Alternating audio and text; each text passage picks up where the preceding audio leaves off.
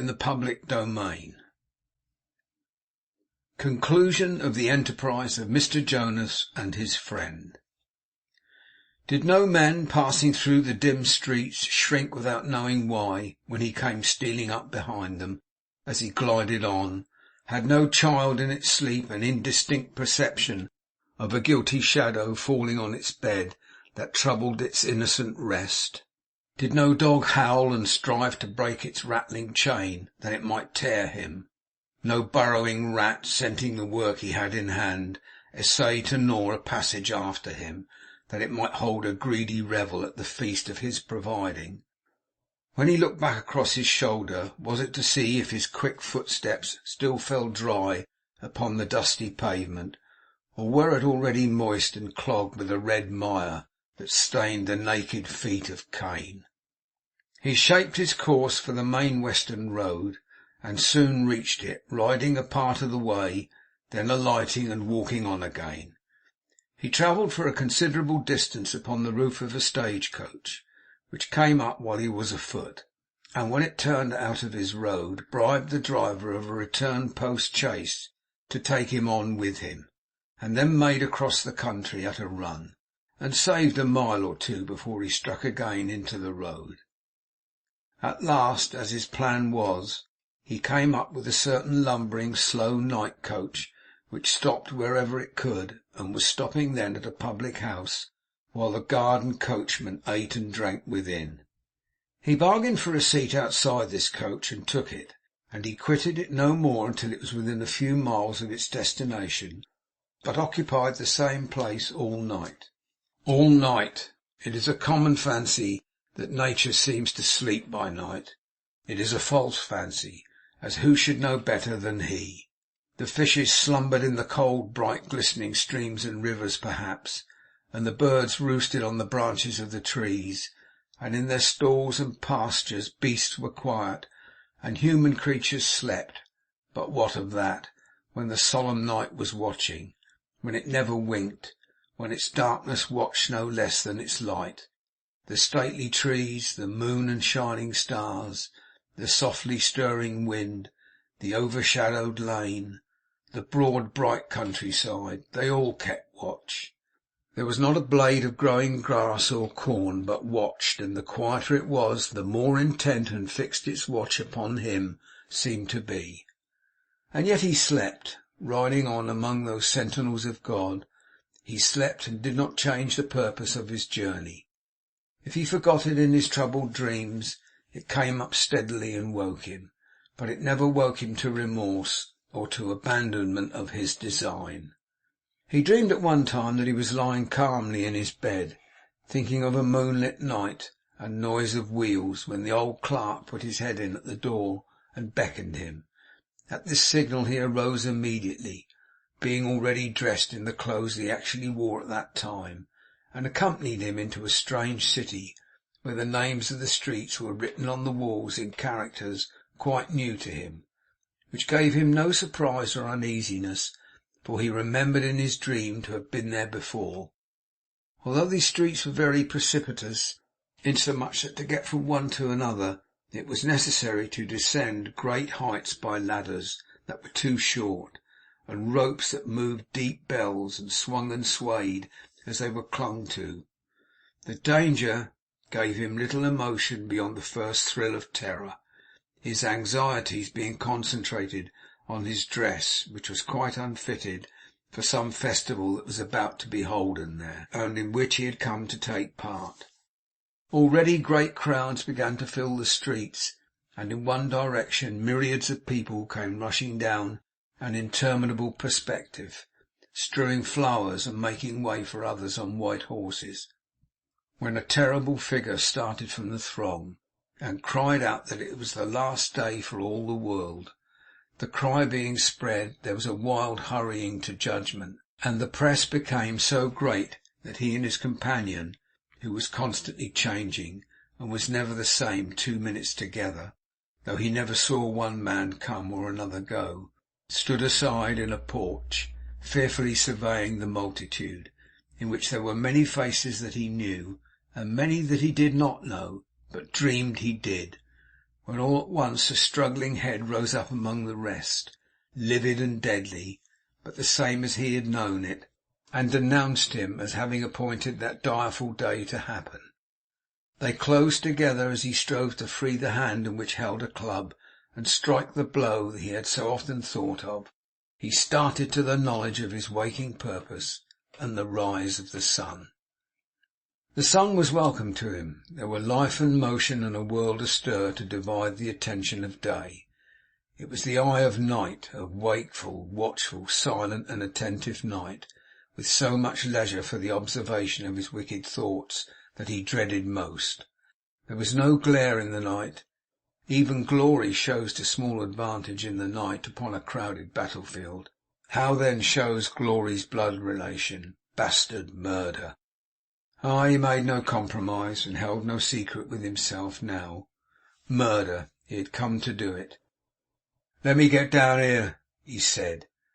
"Short of the town, eh?" observed the coachman. "I may get down where I please, I suppose." "You got up to please yourself, and may get down to please yourself. It won't break our hearts to lose you, and it wouldn't have broken them if we'd never found you. Be a little quicker, that's all."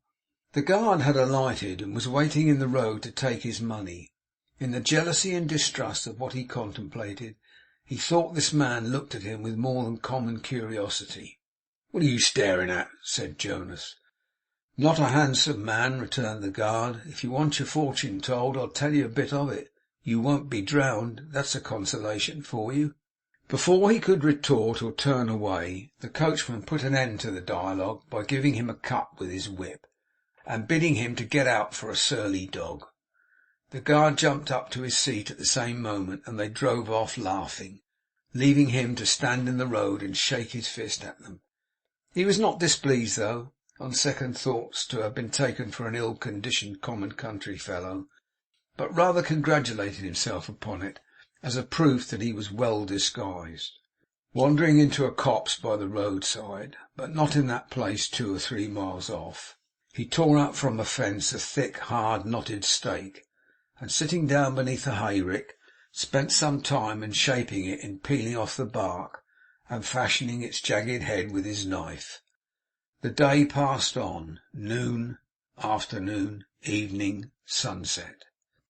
At that serene and peaceful time, 2 men, riding in a gig, came out of the city by a road not much frequented. It was the day on which Mr Pecksniff had agreed to dine with Montague. He had kept his appointment, and was now going home. His host was riding with him for a short distance, meaning to return by a pleasant track which Mr Pecksniff had engaged to show him through some fields. Jonas knew their plans. He had hung about in the inn yard while they were at dinner, and had heard their orders given. They were loud and merry in their conversation, and might have been heard at some distance, far above the sound of their carriage wheels or horses' hoofs. They came on noisily to where the stile and footpath indicated their point of separation. Here they stopped. "It's too soon, much too soon," said Mr Pecksniff. "But this is the place, my dear sir. Keep the path, and go straight through the little wood you'll come to.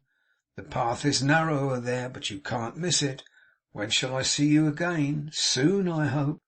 "I hope so," replied Montague. "Good night." "Good night, and a pleasant ride." So long as Mr Pecksniff was in sight, and turned his head at intervals to salute him, Montague stood in the road smiling and waving his hand. But when his new partner had disappeared, and this show was no longer necessary, he sat down on the stile with looks so altered that he might have grown 10 years older in the meantime. He was flushed with wine, but not gay.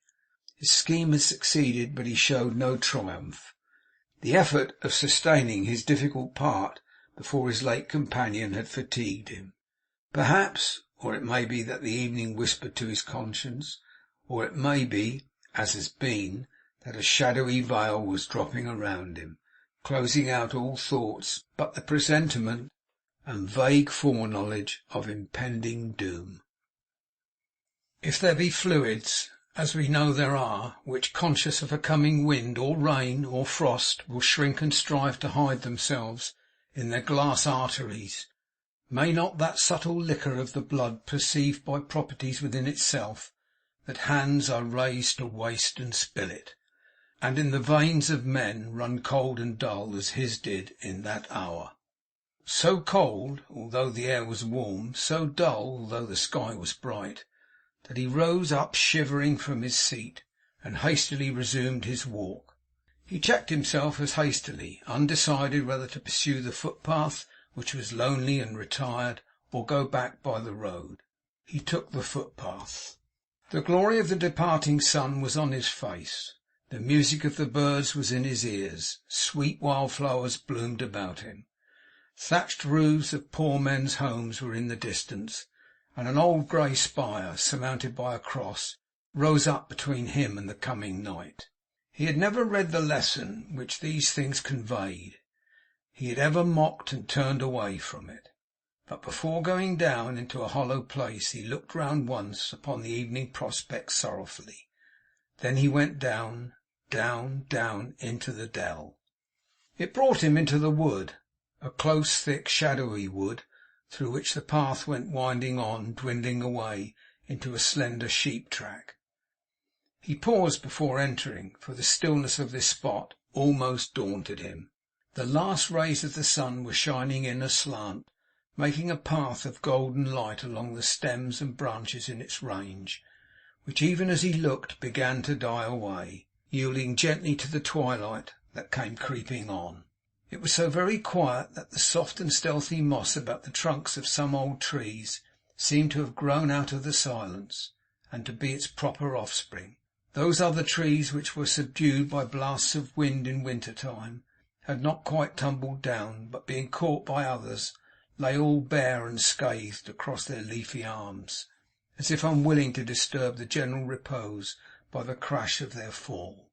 Vistas of silence opened everywhere into the heart and innermost recesses of the wood, beginning with the lightness of an aisle, a cloister, or a ruin open to the sky, then tangling off into a deep green rustling mystery, through which gnarled trunks and twisted boughs and ivy-covered stems and trembling leaves and bank-stripped bodies of old trees stretched out at length, were faintly seen in beautiful confusion. As the sunlight died away, and evening fell upon the wood, he entered it, moving here and there a bramble or a drooping bough which stretched across his path. He slowly disappeared. At intervals a narrow opening showed him passing on, or the sharp cracking of some tender branch denoted where he went. Then he was seen or heard no more. Never more beheld by mortal eye, or heard by mortal ear, one man excepted. That man, parting the leaves and branches on the other side, near where the path emerged again, came leaping out soon afterwards. What had he left within the wood, that he sprang out of it as if it were a hell? The body of a murdered man. In one thick solitary spot it lay among the last year's leaves of oak and beech, just as it had fallen headlong down, sopping and soaking in among the leaves that formed its pillow, oozing down into the boggy ground, as if to cover itself from human sight, forcing its way between and through the curling leaves, as if those senseless things rejected and forswore it, and were coiled up in abhorrence. Went a dark, dark stain that dyed the whole summery night from earth to heaven. The doer of this deed came leaping from the wood so fiercely that he cast into the air a shower of fragments of young boughs, torn away in his passage, and fell with violence upon the grass. But he quickly gained his feet again, and keeping underneath a hedge with his body bent, went running on towards the road. The road once reached, he fell into a rapid walk, and set on towards London. And he was not sorry for what he had done. He was frightened when he thought of it, when he did not think of it, but he was not sorry. He had a terror and dread of the wood when he was in it, but being out of it, and having committed the crime, his fears were now diverted, strangely, to the dark room he had left shut up at home. He had a great horror, infinitely greater, of that room than of the wood. Now that he was to return to it, it seemed beyond comparison more dismal and more dreadful than the wood. His hideous secret was shut up in the room, and all his terrors were there. To his thinking, it was not in the wood at all. He walked for 10 miles, and then stopped at an alehouse for a coach, which he knew would pass through on its way to London before long, and which he also knew was not the coach he had travelled down by, for it came from another place. He sat down outside the door here, on a bench beside a man who was smoking his pipe. Having called for some beer and drunk, he offered it to his companion, who thanked him and took a draught. He could not help thinking that if the man had known all, he might scarcely have relished drinking out of the same cup with him. "Fine night, master," said this person, "and a rare sunset." "I didn't see it," was his hasty answer. "Didn't see it?" returned the man. "How the devil could I see it if I was asleep?" "Asleep? Aye, aye." The man appeared surprised by his unexpected irritability, and saying no more, smoked his pipe in silence. They had not sat very long when there was a knocking within. "What's that?" cried Jonas. "Can't say, I'm sure," replied the man. He made no further inquiry, for the last question had escaped him in spite of himself. But he was thinking at the moment of the closed-up room, of the possibility of their knocking at the door on some special occasion, of their being alarmed at receiving no answer, of their bursting it open, of their finding the room empty, of their fastening the door into the court, and rendering it impossible for him to get into the house without showing himself in the garb he wore, which would lead to rumour, rumour to detection, detection to death. At that instant, as if by some design and order of circumstances, the knocking had come. It still continued, like a warning echo of the dread reality he had conjured up. As he could not sit and hear it, he paid for his beer and walked on again. And having slunk about in places unknown to him all day, and being out all night in a lonely road, in an unusual dress, and in that wandering and unsettled frame of mind, he stopped more than once to look about him, hoping he might be in a dream. Still, he was not sorry. No, he had hated the man too much, and had been bent too desperately and too long on setting himself free. If the thing could have come over again, he would have done it again. His malignant and revengeful passions were not so easily laid. There was no more penitence or remorse within him now than there had been while the deed was brewing. Dread and fear were upon him, to an extent he had never counted on, and could not manage in the least degree. He was so horribly afraid of that infernal room at home. This made him, in a gloomy, murderous, mad way, not only fearful for himself, but of himself, for being, as it were, a part of the room, as something supposed to be there, yet missing from it. He invested himself with its mysterious terrors, and when he pictured in his mind the ugly chamber, false and quiet through the dark hours of 2 nights, and the tumbled bed, and he not in it, though believed to be, he became in a manner his own ghost and phantom, and was at once the haunting spirit and the haunted man. When the coach came up, which it soon did, he got a place outside and was carried briskly forward towards home. Now, in taking his seat among the people behind, who were chiefly country people, he conceived a fear that they knew of the murder, and would tell him that the body had been found, which, considering the time and place of the commission of the crime, were events almost impossible to have happened yet, as he very well knew. But although he did know it, and had therefore no reason to regard their ignorance as anything but the natural sequence to the facts, still this very ignorance of theirs encouraged him. So far encouraged him that he began to believe the body never would be found, and began to speculate on that probability. Setting off from this point, and measuring time by incoherent and distorted images, of which he was the constant prey, he came by daylight to regard the murder as an old murder, and to think himself comparatively safe because it had not been discovered yet. Yet, when the sun, which looked into the wood and glided with its rising light, a dead man's lace, had seen that man alive, and sought to win him to a thought of heaven on its going down last night. But here were London streets again. Hush! It was but 5 o'clock. He had time enough to reach his own house unobserved, and before there were many people in the streets, if nothing had happened so far tending to his discovery. He slipped down from the coach without troubling the driver to stop his horses, and hurrying across the road, in and out of every byway that lay near his course, at length approached his own dwelling.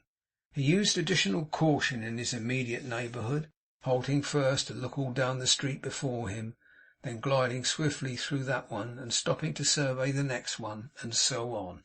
The passage-way was empty when his murderer's face looked into it. He stole on to the door on tiptoe, as if he dreaded to disturb his own imaginary rest. He listened. Not a sound. As he turned the key with a trembling hand, and pushed the door softly open with his knee, a monstrous fear beset his mind. What if the murdered man were there before him? He cast a fearful glance all round, but there was nothing there. He went in, locked the door, drew the key through and through the dust and damp in the fireplace to sully it again, and hung it up as of old. He took off his disguise, tied it up in the bundle ready for carrying away and sinking in the river before night, and locked it up in a cupboard. These precautions taken, he undressed and went to bed. Raging thirst, the fire that burnt within him as he lay beneath the clothes, the augmented horror of the room when they shut it out from his view, the agony of listening, in which he paid enforced regard to every sound, as though the most unlikely one the prelude to that knocking which should bring the news, the starts with which he left his couch, and looking in the glass, imagined that his deed was broadly written in his face, and lying down and burying himself once more beneath the blankets, heard his own heart beating murder, murder, murder, in the bed. What words can paint tremendous truths like these? The morning advanced. There were footsteps in the house. He heard the blinds drawn up and shutters open, and now and then a stealthy tread outside his own door. He tried to call out more than once, but his mouth was dry, as if it had been filled with sand. At last he sat up in bed and cried, "Who's there?" It was his wife. He asked her what o'clock it was. 9. Did no one knock at my door yesterday?" he faltered. "Something disturbed me, but unless you had knocked the door down, you would have got no notice from me." "No one," she replied. That was well. He had waited almost breathless for her answer. It was a relief to him, if anything could be. "Mr. Nadgett wanted to see you," she said, "but I told him you were tired, and requested not to be disturbed. He said it was of little consequence, and went away. As I was opening my window to let in the cool air, I saw him passing through the street this morning, very early, but he hasn't been again." Passing through the street that morning, very early. Jonas trembled at the thought of having had a narrow chance of seeing him himself, even him who had no object but to avoid people, and sneak on unobserved, and keep his own secrets, and who saw nothing. He called to her to get his breakfast ready, and prepared to go upstairs, attiring himself in the clothes he had taken off when he came into that room, which had been ever since outside the door. In his secret dread of meeting the household for the first time after what he had done, he lingered at the door on slight pretext that they might see him without looking in his face, and left it ajar while he dressed and called out to have the windows opened and the pavement watered, that they might become accustomed to his voice, even when he had put off the time by one means or another, so that he had spoken to them all. He could not muster courage for a long while to go in among them, but stood at his own door listening to the murmur of their distant conversation. He could not stop there for ever, and so joined them. His last glance at the glass had seen a telltale face, but that might have been because of his anxious looking in it. He dared not look at them to see if they observed him, but he thought them very silent, and whatsoever guard he kept upon himself, he could not help listening, and showing that he listened, whether he attended to their talk, or tried to think of other things, or talked himself, or held his peace, or resolutely counted the dull tickings of a horse clock at his back. He always lapsed, as if a spell were on him, into eager listening, for he knew it must come, and his present punishment and torture and distraction were to listen for its coming. Hush. End of chapter 47.